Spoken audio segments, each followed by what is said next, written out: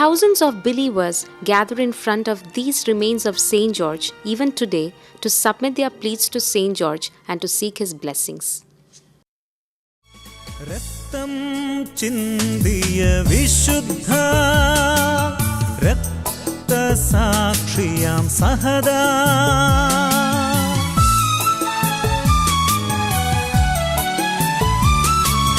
രക്തം ചിന്തിയ വിശുദ്ധ രക്തസാക്ഷിയാം സഹദാ നിൻ ഭക്തർ ഞങ്ങൾ വരുന്നു പ്രാർത്ഥിക്കേണമേ നിൻ ഭക്തർ ഞങ്ങൾ വരുന്നു പ്രാർത്ഥിക്കേണമേ.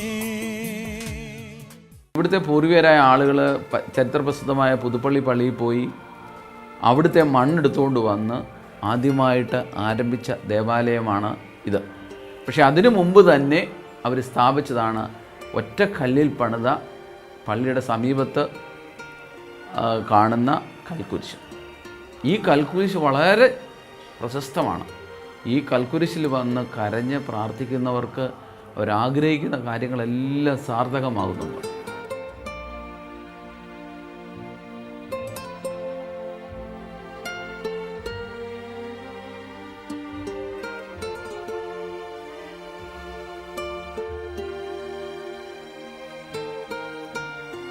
It is believed that this stone cross here was erected sometime back in the 16th century. The followers of Christianity who had settled down at Chandanapalli realized the presence of Saint George in their vicinity and became his followers and are believed to have erected the cross in his name.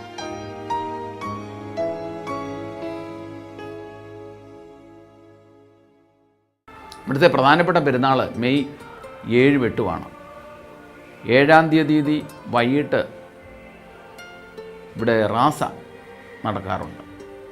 അത് ദേശത്ത് മുഴുവൻ ചുറ്റിക്കറങ്ങിയാണ് പോകുന്നത്.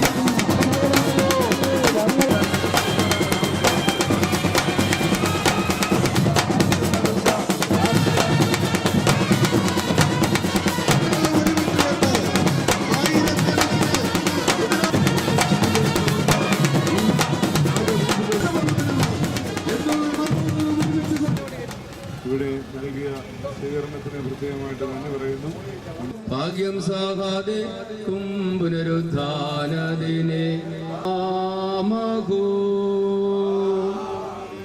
നിങ്ങൾക്കെല്ലാവർക്കും സമാധാനമുണ്ടായിരിക്കട്ടെ. More ഗേവറീസയുടെ മധ്യസ്ഥത ഈ നാടിനും ദേശത്തിനും എല്ലാവർക്കും കാവലും കോട്ടയുമായിരിക്കട്ടെ.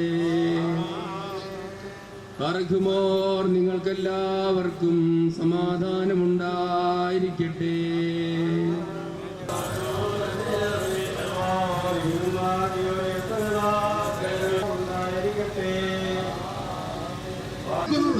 മെഴുകുതിരികത്ത ഈ ദേവാലയത്തിൽ കത്തോലിക്ക പള്ളി ഇടവക അംഗങ്ങൾക്കും വന്യവൈദിക ശ്രേഷ്ഠകർക്കും ഉണ്ടാകട്ടെ എന്ന് പ്രാർത്ഥിക്കുകയും ചെയ്യുകയാണ്.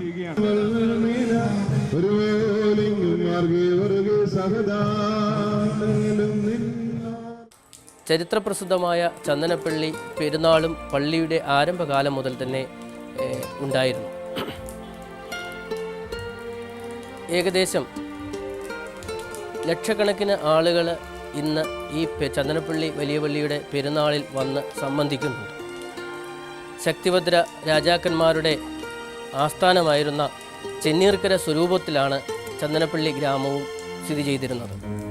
ആദ്യ കാലത്ത് ഇവിടെ എത്തിയ ക്രൈസ്തവരെ ഇവിടെ താമസിപ്പിച്ച നാടുവാഴികൾ ക്രൈസ്തവർക്ക് നൽകിയ അവകാശങ്ങളിലൊന്നായി നാടുവാഴിയുടെ പടയാളിയെ ക്രൈസ്തവരുടെ പെരുന്നാൾ റാസയ്ക്ക് അയച്ചിരുന്നു. ആ പാരമ്പര്യം പിൽക്കാലത്തും ഇവിടുത്തെ ക്രൈസ്തവർ പെരുന്നാളുകളിൽ പിന്തുടരുകയും ഇവിടെ തടിയിൽ തീർത്ത ഒരു കുതിരയിൽ ഒരാളെ കയറ്റിയിരുത്തി റാസയിൽ എഴുന്നള്ളിക്കുകയും ചെയ്തിരുന്നു. വിശുദ്ധ ഗീവർഗീസ് സഹദായുടെ രൂപമായി അത് പിന്നീട് മാറുകയും എന്നാൽ കാലാന്തരത്തിൽ അത് നശിപ്പിക്കപ്പെടുകയും ചെയ്യുകയാണ്.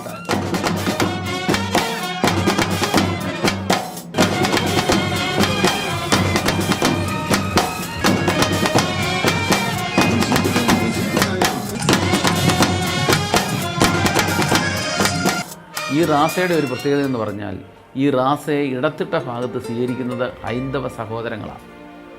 അന്നത്തെ കാലത്ത് മെഴുകുതിരി ഒന്നും ഇല്ലാത്തതുകൊണ്ട് അവർ ചൂട്ടുകട്ടയായിരുന്നു അവർ ഉപയോഗിച്ചത്.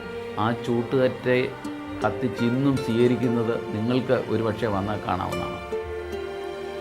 100 കണക്കിന് ഹൈന്ദവ സഹോദരങ്ങളാണ്.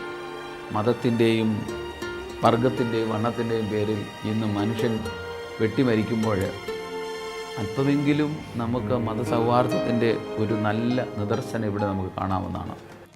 The evening Rasa, ritualistic ceremonial procession, is warmly welcomed by not only the Christians here, but also by people belonging to different religious beliefs. The Hindus wait in front of their houses with palm leaf torches to welcome the Rasa procession.